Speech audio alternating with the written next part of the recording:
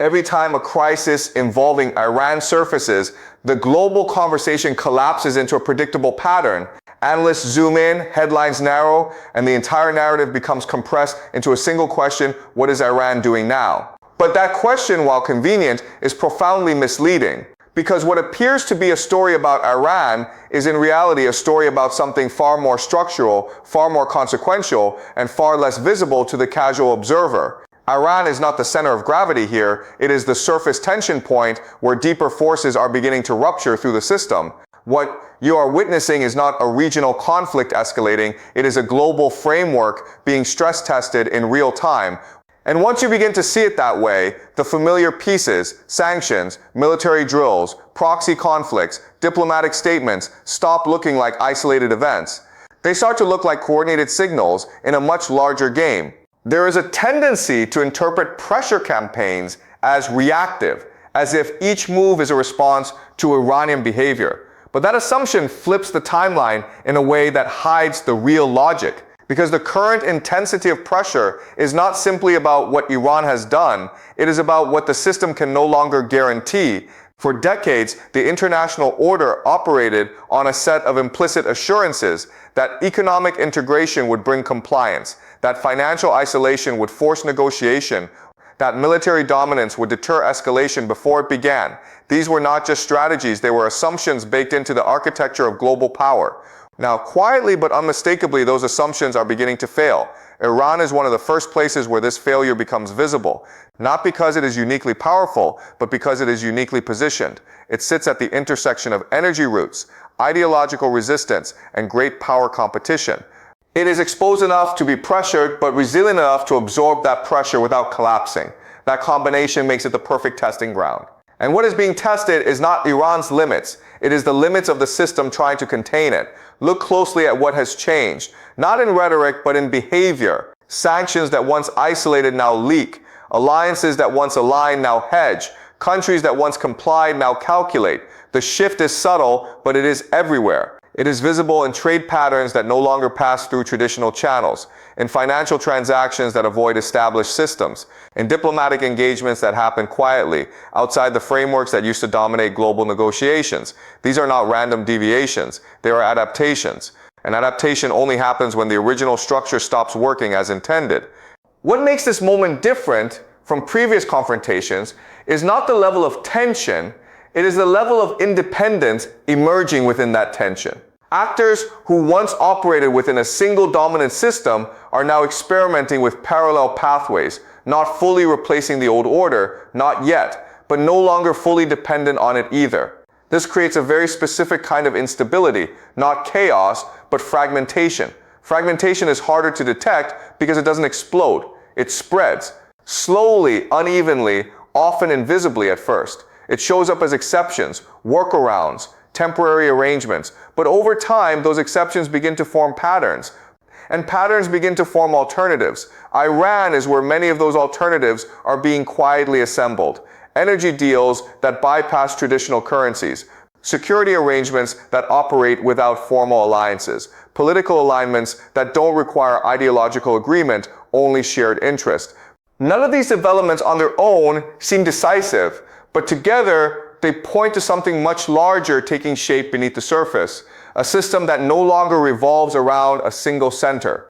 This is where most analysis stops short, because acknowledging this shift requires abandoning the idea that the current order is still fully in control. It requires recognizing that influence is no longer enforced in the same way, that compliance is no longer guaranteed, that power itself is becoming more distributed, more negotiated, and therefore more unpredictable. And unpredictability is something established systems are not designed to handle well.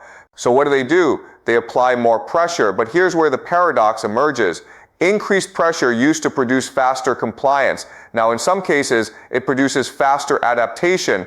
The more constraints are applied, the more incentive there is to build around them. The more barriers are enforced, the more valuable alternatives become. This creates a feedback loop. Pressure leads to adaptation. Adaptation weakens pressure. Weakened pressure leads to more pressure. And the cycle continues.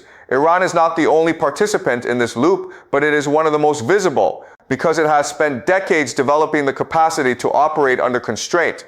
What was once a disadvantage has over time become a form of strategic conditioning. Other actors are watching this very carefully, not necessarily to align with Iran, but to learn from the model, to observe how a state navigates sustained external pressure without collapsing, to identify which mechanisms fail, which ones hold, and which ones can be replicated. This is where the situation begins to expand beyond its regional boundaries. Because once multiple actors begin experimenting with similar adaptations, the impact is no longer localized, it becomes systemic. The effectiveness of enforcement mechanisms begins to degrade. Not all at once, but gradually, quietly, until one day, what used to be a rule starts looking more like a suggestion. This is the stage we are entering now, a stage where the visible conflict is only part of the story, where the real transformation is happening in the background, in the choices being made by actors who are not directly involved in the confrontation, but are deeply affected by its outcome. Watch how they behave. Watch how smaller states position themselves, not in declarations, but in decisions, who they trade with, how they settle transactions, which partnerships they prioritize, which risks they are willing to take, because these decisions taken individually may seem insignificant, but collectively they reveal where the system is heading. And right now those signals are not pointing toward consolidation, they are pointing toward divergence. A world where multiple systems coexist, overlap, and compete. Not through direct confrontation, but through gradual differentiation. Different rules, different networks, different centers of influence. Iran is not causing this shift, it is revealing it. That is why focusing only on Iran leads to the wrong conclusions, because it treats the symptom as the cause.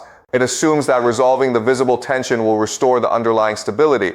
But what if the underlying stability is already gone? What if the system isn't being challenged from the outside, but eroding from within? This is the question that most surface-level analysis avoids, because it is far more difficult to answer. It has no clear timeline, no single event, no definitive turning point, only a series of subtle changes that over time become impossible to ignore. And here's the part that makes this moment particularly dangerous. Transitions like this rarely announce themselves.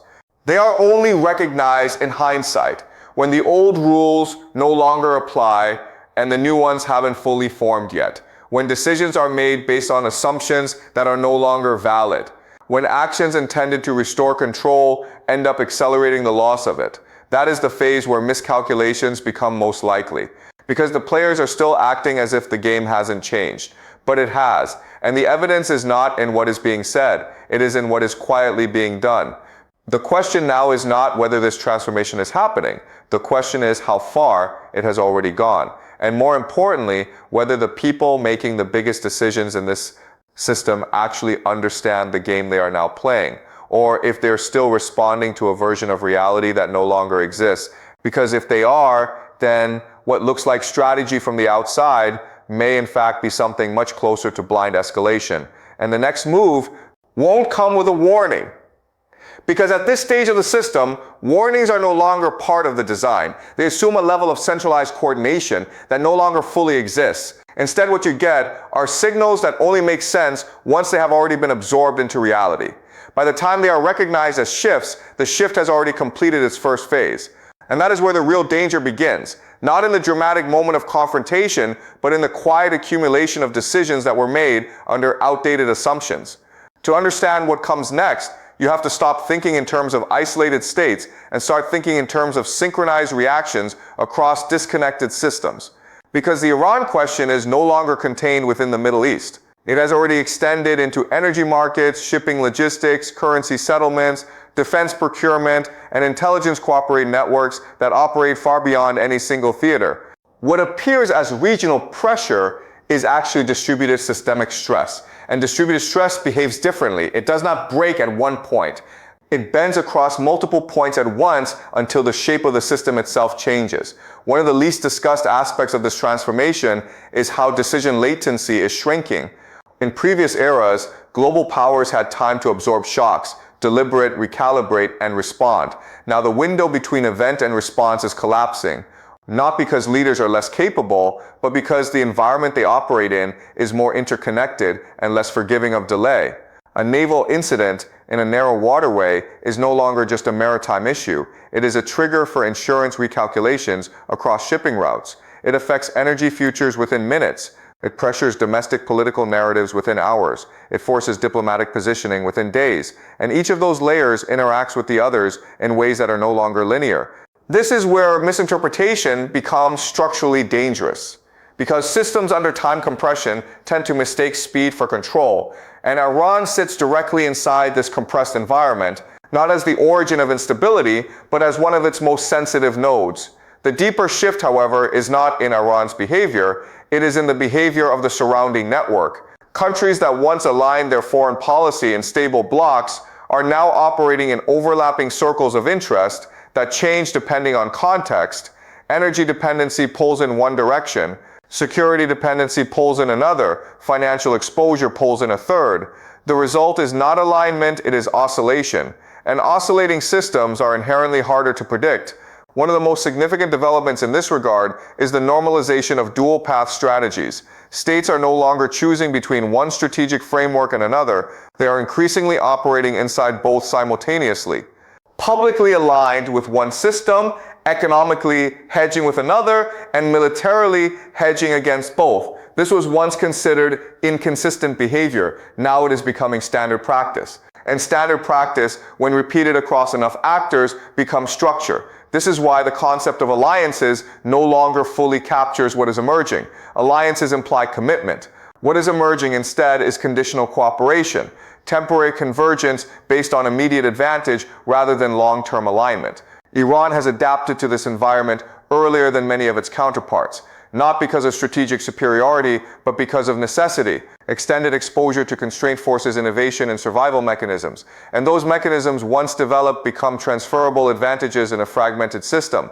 Meanwhile, traditional power centers are still adjusting to the idea that constraint no longer guarantees compliance in the way it once did. This is where the mismatch is forming, because one side is optimizing for stability that no longer exists, while the other is optimizing for instability that has already arrived.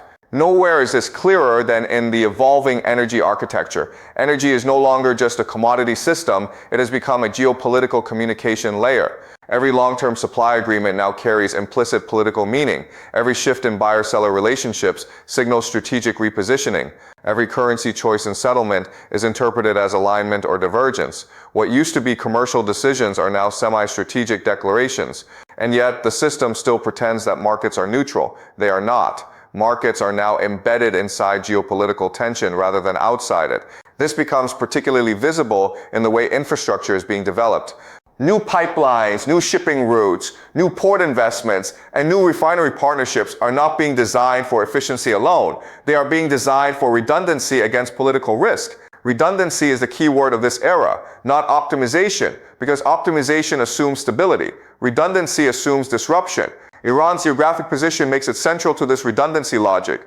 It sits near critical maritime choke points, connects multiple regional energy corridors, and borders a set of states that are themselves navigating competing spheres of influence. This makes it not just a participant in the system, but a structural variable within it, which is why attempts to isolate it never fully achieve their intended effect. Isolation in a connected system produces rerouting, not removal. And rerouting changes the system more than isolation ever could. There is another layer to this that is often underestimated: perception lag between elites and systems. Strategic elites still operate with mental models formed during an era of clear hierarchies. They understand the world as a set of dominant centers and peripheral actors. But the system they are operating inside no longer behaves according to that model. Influence is now distributed across multiple overlapping hubs rather than concentrated in a single hierarchy. This creates a dangerous gap, because decisions are still being made as if hierarchy determines outcome, while outcomes are increasingly determined by interaction effects between semi-autonomous nodes. Iran is one such node. But it is not unique in that regard. It is simply one of the earliest and most visible cases where long-term pressure has forced the development of adaptive strategies that no longer depend on reintegration into the original system. And that is what makes policymakers uncomfortable, because the assumption underlying most long-term strategy has always been reintegration. That pressure eventually leads back to compliance. That isolation eventually leads back to dependence. That alternatives remain too costly to sustain. But that assumption is no longer universally valid. In certain conditions, alternatives become self-reinforcing. Once that threshold is crossed, reversal becomes significantly harder. At this point, intelligence communities, financial institutions, and military planners are all observing the same phenomenon from different angles, but not yet integrating their interpretations into a unified framework. Each sees a fragment of the shift, but no single vantage point captures the whole. That fragmentation of perception is itself part of the instability, because when systems cannot agree on what is happening, they cannot agree on how to respond. And when response is fragmented, action becomes inconsistent. Inconsistency, when repeated at scale, becomes signal noise for other actors attempting to interpret intent. This is how escalation cycles form without deliberate intention. Not through planned confrontation, but through accumulated misreading. A naval patrol interprets a commercial maneuver as strategic signaling. A sanctions adjustment is interpreted as preparation for escalation. A diplomatic silence is interpreted as coordination elsewhere. Each interpretation generates a response. Each response generates counterinterpretation, until the original intent is no longer relevant, because the system has already moved beyond it. Iran sits inside this interpretive loop, but it does not control it. No single actor does. And that is precisely why the risk profile is rising even in the absence of clear escalation decisions, because systems can become more dangerous without anyone explicitly deciding to make them so. At some point, the critical question shifts. It is no longer about what Iran will do next.